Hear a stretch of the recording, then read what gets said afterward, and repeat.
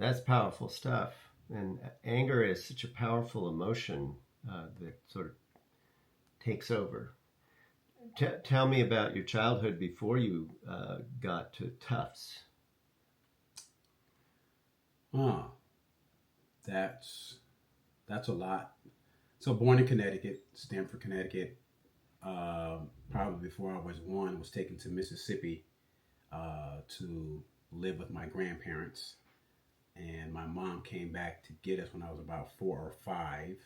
Then we came back to Stamford, Connecticut, and when she came to get us, we had another addition, my younger sister. So it was the three of us, and my mom was this beautiful woman from Mississippi, actually Vinegar Bend, Alabama. So I actually went to the plantation that we were from, the Stallworth plantation in Vinegar Bend, Alabama.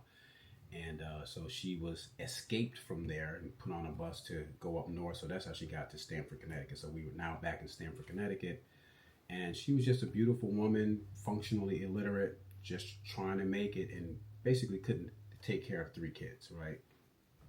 And by the time I was 5, the state of Connecticut, DCYS, had declared me and my sisters, what did they say? Neglected and homeless. Neglected and homeless. So we ended up with the next door neighbors, the Harrises, and they had a couple of foster children. So we became foster children with the Harrises next door. And that's pretty much where I spent most of my adolescent years from like 5. I left the Mr. Harris, when I was like 17, 18. What about anger?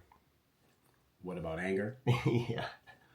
You know, that's not really where the anger came from. Uh-huh.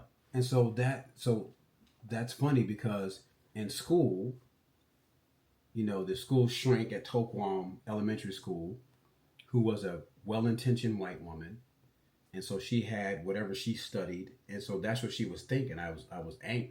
I wasn't angry. I was a jovial, happy kid.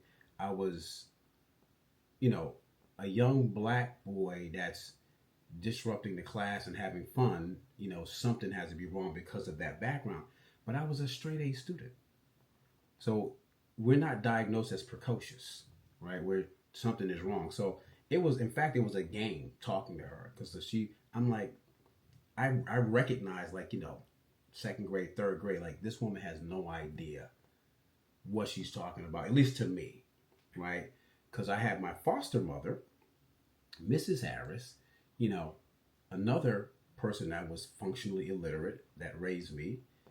And she was a disciplinarian. She was no nonsense. And so before then, I kind of, you know, I used to have these temper tantrums. And, you know, I had everybody fooled, you know, just, well, not even that I had fooled, but I had these tantrums where I would just snap and pass out. And everyone, oh my God, you know, this 4 or 5-year-old kid just losing it. So when I went to the Harrises, you know, that was my MO. And so I remember she said no to something I wanted to do. And I was 5, and I jumped and I stomped, and then I passed out in the living room floor. And Mrs. Harris, she's probably taken aback. She hadn't seen like that at that level. So she looked at me. And so I thought, this is business as usual. So the second time I did it, she had a switch, like a long branch with, and she put that switch on my ass. And when I came to, she was looking at me. And I don't know if she said it, but I understood it. Like, I'm the craziest person in this house. And I recognized, like, oh, okay. And at 5, I realized, if you can't beat them, join them.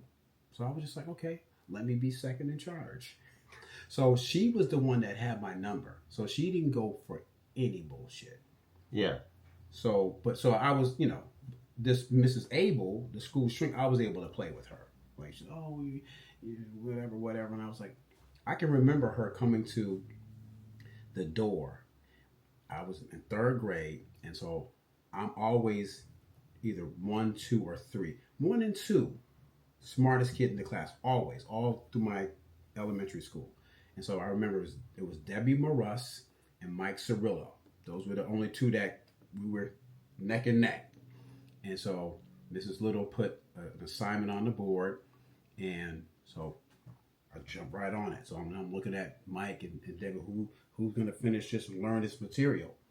And Miss Abel, the school shrink, came to the door, and she's like, Anthony. And I turned back, so I was supposed to go talk to her, I think every Wednesday or something, because there was something wrong with me, right? So I remember looking back at the door, and I was like, not now. Like, I'm taking care of work right now. I can't let these other people be ahead of me. Come back later. I'll play with you later. That's what I was thinking. I'll play with you later. Like, and I'm knocking out my work. Third grade. I'm knocking out my work. And she came back. She got me. And now I had an agreement with her. I said, I'll come talk to you, but you got to have my Sara Lee pound cake. You got to have my Raisinets. Both or one or the other. Like, that's the deal. I'll come here and, yeah. Food as a motivator. Yeah, I love that.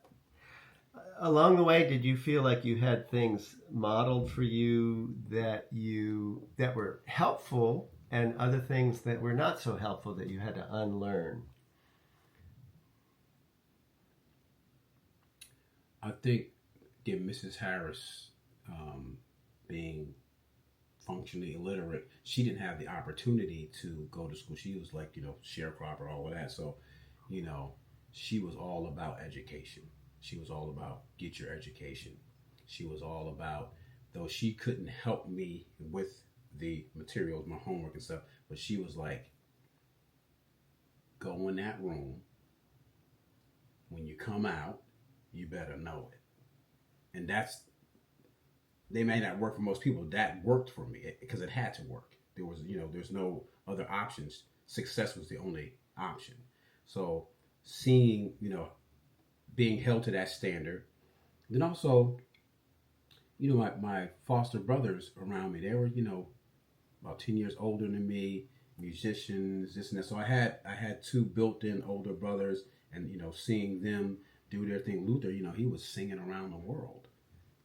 So I was really proud of him. So I had some good folks around me, but at the same time, I had some a-holes around me too. And one of them was actually a foster brother in the home, Rick, may he rest in peace.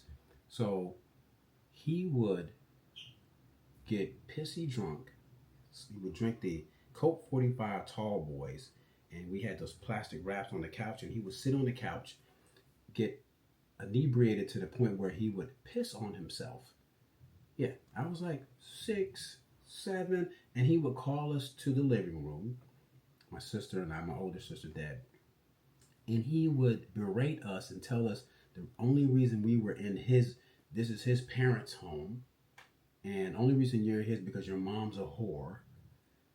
That's when I was like, 6, 7, and he would piss on himself. That's how drunk he was. And I looked at him, I was 6, 7. I would pee in the bed sometimes, but I was working on that. I'm a young kid, I'm working on that. But you're awake, and you're like a grown man, especially if I'm looking at you like a 6-year-old. You're a grown man, and you're awake, and you're pissing on yourself.